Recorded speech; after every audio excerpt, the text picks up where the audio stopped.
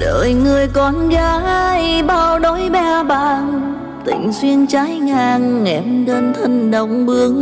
Dù đời là thế em chẳng chấp nhận, cuộc sống khó khăn em không đi lùi bước.